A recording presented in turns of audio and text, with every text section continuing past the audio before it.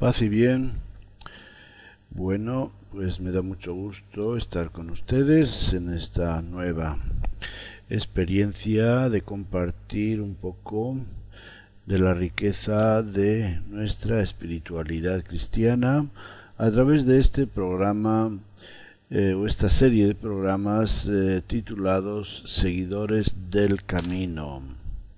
Bien, quienes me han escuchado en días pasados, supongo que ya saben por qué este título es el nombre que se daba a los cristianos durante los primeros años del cristianismo, no muchos, pero luego ya, como nos dice los Hechos de los Apóstoles, en Antioquía se comenzó a llamar a los seguidores del camino cristianos. Bueno, pues creo que es muy importante, muy interesante o muy significativo este nombre de seguidores del camino para poner de relieve, por una parte, que nosotros en nuestra vida cristiana estamos siguiendo a Jesús y que Él, como lo afirma en el Evangelio de San Juan, capítulo 14, Él es el camino, la verdad y la vida. Bueno, y dentro de esta serie de programas estamos hablando fundamentalmente desde hace ya semanas de la agonía o lucha de la fe. La lucha que se da en nosotros y en nuestro derredor para vivir la fe, para ser testigos de nuestra fe, ¿verdad? Entonces, en los últimos días hemos hablado de los foros o cuadriláteros en los cuales se libra esta lucha, o esta, que puede ser una lucha de distinto tipo, por eso hemos puesto foro o cuadrilátero, ¿no? Bien, pues hoy vamos con el sexto tema de estos foros o cuadriláteros donde se da la lucha de la fe, y el que vamos a considerar ahora es la mundanidad. La mundanidad. A ver, vamos a ver si queda claro lo que esto significa. Ha sido el Papa Francisco quien le ha dado su lugar en uno de sus últimos documentos, describiéndolo con estas palabras: la mundanidad espiritual es buscar en lugar de la gloria del Señor la gloria humana y el bienestar personal. Esto lo dijo en el documento, vamos a ver, número 93 del Gozo del Evangelio, claro está. También existe otra mundanidad moral que el Papa la menciona sin describirla. Dice el Papa que la mundanidad espiritual además se alimenta de dos maneras que están relacionadas: por la fascinación del gnosticismo, que equivale a una fe encerrada en el subjetivismo, que encierra en la inmanencia de la propia razón o de los sentimientos, y por el neopelagianismo autorreferencial y prometeico, de quienes en el fondo solo confían en sus propias fuerzas y se sienten superiores a otros. Bueno, palabras un poco así que diré fuertes y no tan claras para algunos quizá. Bueno, entonces lo que nos dice es que esta mundanidad espiritual, que puede interferir con nuestra fe, tiene como dos fuerzas contrarias o que la contrarían, que una es el gnosticismo y la otra es el neopelagianismo. Bueno, entonces él dice que el gnosticismo equivale a una fe encerrada en el subjetivismo, es decir, una fe que está encerrada en la propia razón y en los propios sentimientos, que no trasciende más allá de nuestro ambiente personal, individual, ¿verdad? Nos hacemos nosotros como el centro de la verdad, y entonces, pues, como la fe va más allá de la verdad personal, individual, que nosotros podemos conocer a través de la razón y de los sentimientos, pues entonces esta fe como que choca contra esta mentalidad, esta ideología del gnosticismo, o choca contra la fe. Y el segundo peligro es el neopelagianismo, o el pelagianismo actual, que es lo que quiere decir el neo. El pelagianismo actual, que es pues también esa ideología que trata de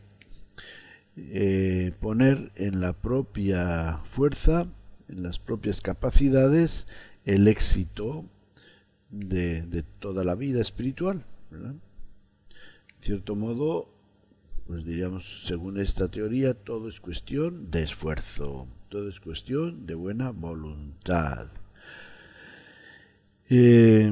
Ahí ha usado una palabrita un poco rara, ¿verdad? Dice un pelagianismo autorreferencial. Eso ya se entiende, que quiere decir que es una forma de hacerse a uno el centro de su propia vida, pero también dice que es un pelagianismo prometeico, con lo cual hace referencia a Prometeo, el titán amigo de los mortales, honrado principalmente por robar el fuego de los dioses y darlo a los hombres para su uso.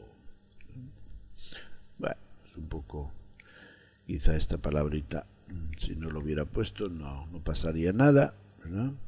Pero, pues como quien dice, a través del pelagianismo uno se quiere hacer su propio héroe, ¿verdad? Y encontrar la solución a sus propios problemas en sus propias capacidades. Entre las formas de manifestarse esta mundanidad, citaré aquellas que más referencia tienen al tema que nos ocupa en relación a la fe. Y para eso, pues vamos a seguir leyendo al Papa en este documento tan importante como es el gozo del Evangelio. Nos dice el Papa: también puede traducirse en diversas formas de mostrarse a sí mismo en una densa vida social llena de salidas, reuniones y recepciones. Eso es una forma, dice, de mundanidad espiritual. Desaparece el fervor evangélico y a cambio aparece el disfrute espurio de una autocomplacencia egocéntrica. Y eso es el número 95. Y luego más adelante, en el 96, dice: nos entretenemos vanidosos hablando sobre lo que habría que hacer, como maestros y sabios que señalan desde fuera. 96. Y en el 97 nos dice: es una tremenda corrupción con apariencia de bien. Dios nos libre de una iglesia mundana bajo ropajes espirituales y pastorales. Bueno, pues ya ven, palabras muy fuertes venidas del Papa en esta experiencia, o referente a esta experiencia que es como una amenaza para la Iglesia, y obviamente que está ya presente en muchos cristianos, que es la mundanidad. La mundanidad, que es como un virus que amenaza la vida espiritual y que dice que, por ejemplo, pues se manifiesta a través de una actividad y un activismo, más bien activismo en nuestra vida, creyendo que pues, con muchas actividades y proyectos y etcétera, cosas que organizamos, ya con eso pues vamos a vivir nuestra vida cristiana y tenemos la sensación, ¿no?, en que las cosas van muy bien porque nos hacemos unos proyectos maravillosos. Y luego pues ahí viene eso, la autocomplacencia egocéntrica, de sentirnos muy bien con los proyectos que hacemos. Eso se da en la pastoral, se da bastante en programas de pastoral a nivel iglesia, a nivel jerarquía. Se hacen programas muy bonitos, pero luego o no hay quien los lleve a cabo o no hay la suficiente capacidad o fuerza o interés o celo apostólico. Y en ese sentido cabe esto de entretenernos vanidosamente en hablar sobre lo que habría que hacer, habría que hacer esto, etcétera. Entonces habría que hacer y vamos a hacer una serie de proyectos y programas y ahí con eso nos quedamos muy satisfechos. Bueno, seguramente muchos pensarán que esa mundanidad ya ha penetrado las filas de cristianos y ministros de la Iglesia. Eso es lo que acabo de decir, ¿verdad? Que ya está presente, aunque el Papa dice Dios nos libre de una iglesia mundana, ¿verdad? Pero pues sí, esa mundanidad se está infiltrando entre cristianos y ministros de la Iglesia, pues ustedes me dirán qué tan lejos o qué tan cerca estamos de tener una iglesia mundana en su modo de vida, ¿no? En su modo de vida, en su modo de manifestarse al mundo. Bueno, pues dice que esa infiltración de la mundanidad entre muchos cristianos y ministros de la Iglesia es una de las razones por las que la fe de muchos se ha tambaleado y desplomado. Aunque el Papa da a la mundanidad una caracterización específica, sin embargo, el concepto no es nuevo, ni sus efectos son originales en este tiempo. Bueno, lo cual no es que quite, no por eso es menos importante, pero son fenómenos que se van dando con épocas con más o menos fuerza, ¿verdad? Y esto pues tiene su razón de ser en lo que dice San Pablo cuando escribe a los romanos: no se acomoden a este mundo presente, antes bien transfórmense por la renovación de su mente. No se acomoden a este mundo presente, antes bien transfórmense por la renovación de su mente. Porque en este mundo, decía el evangelista Juan, todo se reduce a concupiscencia. Concupiscencia de la carne, concupiscencia de los ojos y soberbia de las riquezas. Concupiscencia. ¿Qué es la concupiscencia? Es esa sensualidad que nos seduce a través de los sentidos, a través de nuestro cuerpo, ¿no? Esa fuerza que nos empuja a dar a nuestros sentidos lo que nos pidan, lo que les apetezca, en todo, o también a complacer a nuestras pasiones. Eso lo dice San Juan en la primera carta, capítulo 2, versículo 16 al 17. Todo lo que hay en el mundo, dice, es concupiscencia. Y lo expresa así: de la carne, con lo cual ya estaría dicho todo, pero añade concupiscencia de los ojos, porque a través de los ojos pues toma una fuerza mayor la concupiscencia, en diversos sentidos o en diversas áreas, y la soberbia de las riquezas, que son también un objeto de esta concupiscencia. Esto está muy unido a lo que describe San Pablo en su carta a los Gálatas, cuando les describe las obras o frutos de la carne que tiene apetencias contrarias al espíritu. Dice, como que son antagónicos. Las obras de la carne son conocidas: fornicación, impureza, libertinaje, idolatría, hechicería, odios, discordias, celos, iras, rencillas, divisiones, disensiones, envidias, embriagueces, orgías y cosas semejantes. Y sobre ello pues también escribió Pablo a los romanos. En el capítulo 8 se nos dice también cómo las tendencias de la carne y del espíritu son antagónicos, es decir, se hacen la lucha el uno al otro. Hemos citado la carta de San Pablo a los Gálatas y la carta a los romanos. Ahora, en su carta a los Efesios, San Pablo elabora otras experiencias y formas de vida que son efecto y fruto de una mentalidad vacía, como la de los gentiles, es decir, de los paganos. Dice, escribe él, sumergido su pensamiento en las tinieblas y excluidos de la vida de Dios por la ignorancia que hay en ellos, por la dureza de su cabeza, los cuales se entregaron al libertinaje. Fíjense. Esa es la amenaza del mundo con toda su concupiscencia. Sumergir el pensamiento en las tinieblas y vivir encerrados en nuestra ignorancia voluntaria, creyendo que lo que el mundo nos ofrece es suficiente para pasarlo bien, para vivir bien, porque como dicen muchos, vivimos solo una vez y la vida es corta y entonces hay que aprovecharla como si esto fuera realmente lo que va a dar sentido y felicidad a nuestra vida.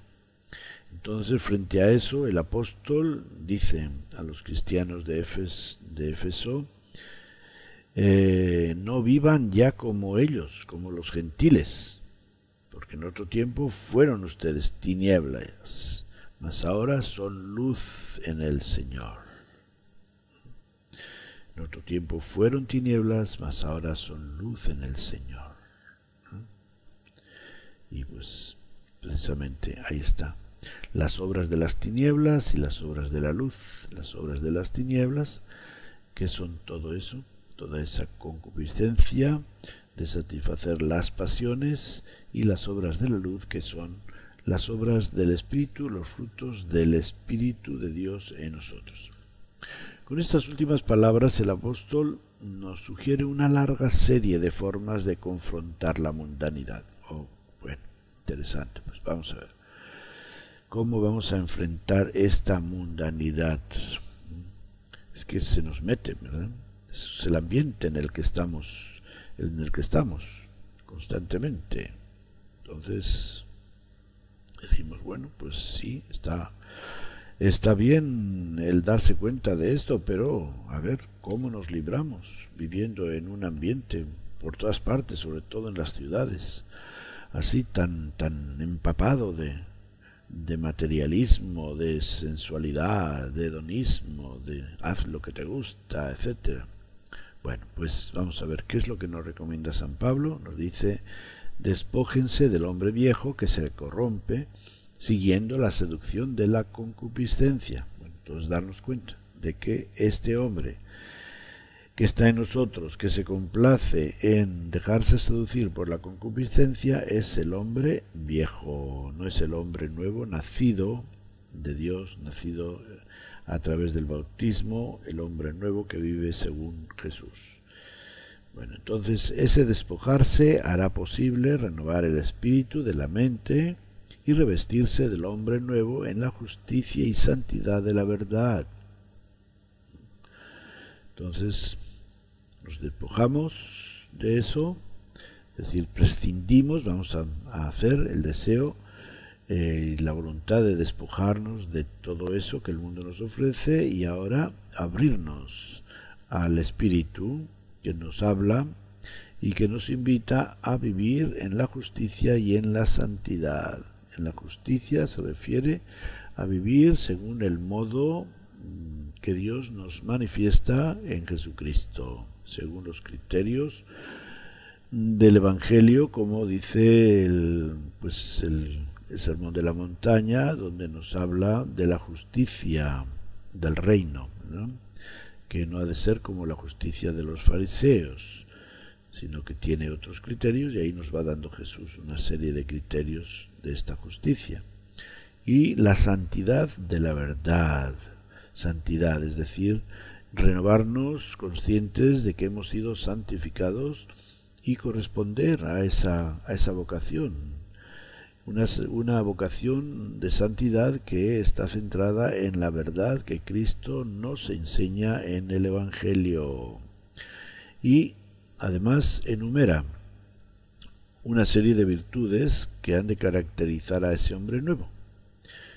Fíjense, vamos a ver dos frases importantes. Primero, vivir en el amor como Cristo nos amó y se entregó por nosotros. Vivir en el amor como Cristo.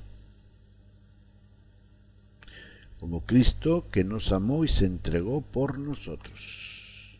No cualquier amor, sino inspirados en el amor de Jesucristo que llegó a entregar su vida por nosotros. Y segundo, vivir como hijos de la luz. Vivir como hijos de la luz. Y esa vida de los hijos de la luz se concretiza, dice Pablo, en la bondad, en la justicia y en la verdad. En la bondad, buscar todo lo que es bueno, hacer lo bueno, y luego la justicia que la podemos entender, como les he dicho antes, vivir de acuerdo con los criterios del Evangelio de Jesucristo, y también esa justicia que nos lleva a buscar el bien de todos, a procurar que todos tengan lo necesario y suficiente para su vida, a estar dispuestos a defender a los más necesitados desde la justicia, esa justicia que se llama a veces justicia social, buscar el bienestar de todos, sobre todo de los menos privilegiados o los más desafortunados o castigados por nuestra sociedad, que está inmersa y tachada de desigualdades. Y luego vivir también en la verdad, huyamos como del diablo, de la mentira, seamos sinceros. Uno de los males que ya el Papa, ya lo mencionamos creo en otro tema, que acusa es hoy día la corrupción. Es una plaga de nuestra sociedad, en todos los niveles, no solamente en los niveles altos de la sociedad, de la política, sino también en los niveles de la ciudadanía. También la corrupción es un pecado contra la verdad, no querer vivir según la verdad que es pues lo que somos, vivir como somos, contentarnos con lo que tenemos, contentarnos con lo que es nuestro, no dejarnos llevar de la avaricia, de la envidia, querer poner nuestro corazón en las cosas de este mundo, en el dinero, no dejarnos seducir por todo eso, porque eso es lo que lleva a la corrupción, que hace pues que realmente la vida de la sociedad pues esté tan corrompida, ¿no? Para animarnos en esta lucha siempre tenemos la palabra del Maestro, de Jesús, que nos dice en el Evangelio de San Juan: si fueran del mundo, el mundo los amaría como suyos, pero como no son del mundo, porque yo al elegirlos los he sacado del mundo, por eso los odia el mundo. Así que esto exige una opción, ¿no? O sea, es real que el vivir una vida según el espíritu y no según el mundo, pues puede acarrearnos situaciones difíciles, embarazosas, comprometidas, porque el mundo nos va a plantar cara y nos va a dar batalla. Y luego, pues eso mismo nos dice Jesús en el capítulo 16, en el mundo tendrán tribulación, pero ánimo, yo he vencido al mundo. El mundo los odia y tendrán tribulaciones, tendrán problemas, pero ánimo, ánimo, Jesús nos dice. No se me rindan, porque yo he vencido al mundo. ¿Ah? El mundo necesita de una ideología cristiana fuerte, sensata, como lo ha proclamado el Concilio Vaticano II y los papas después del concilio. Es decir, en estos últimos 50 años.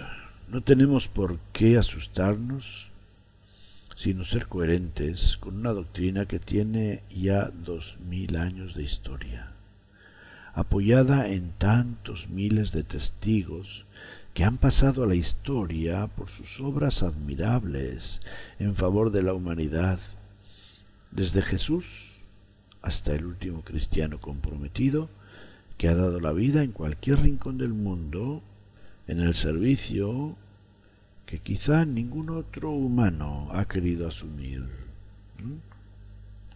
Me gusta citar las palabras de un presidente mexicano cuando dijo que donde no llegan a ciertos lugares, donde no llega agencias del gobierno para ayudar a la gente, sí llega una religiosa católica.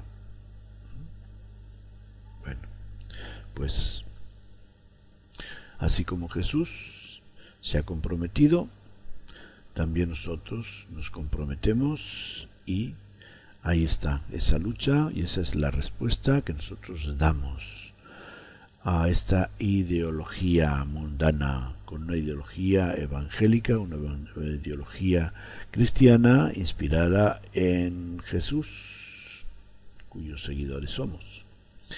En los ambientes secularizados de nuestras ciudades modernas, la presencia de cristianos libres, servidores, comprometidos con la paz y la justicia, es el mejor antídoto contra la fiebre de la mundanidad, que huye del esfuerzo, del sacrificio, del compromiso, que se deja llevar por lo fácil, por lo superficial, lo desechable, lo pasajero, lo complaciente, lo sensible, lo aparente. Fíjense, se han ido dándose cuenta de cómo eso es. El cristiano se compromete con la paz y la justicia, ¿no? Y de esa manera lucha, sin plantar así una, no sé, sin ponerse en plan de lucha, simplemente con su vida, con su testimonio, está haciendo una lucha fuerte, está poniendo una valla fuerte para que esa mundanidad no se extienda, para que esa mundanidad pierda fuerza, para que esa mundanidad no invada todos nuestros ambientes. Si Jesús nos dijo que somos la sal de la tierra, también nos dijo que si la sal pierde su sabor, ya no sirve más que para tirarla y que la pisen. Es un gran privilegio ser sal de la tierra y luz del mundo, pero ahí está el peligro de perder el sabor, de esconder la luz.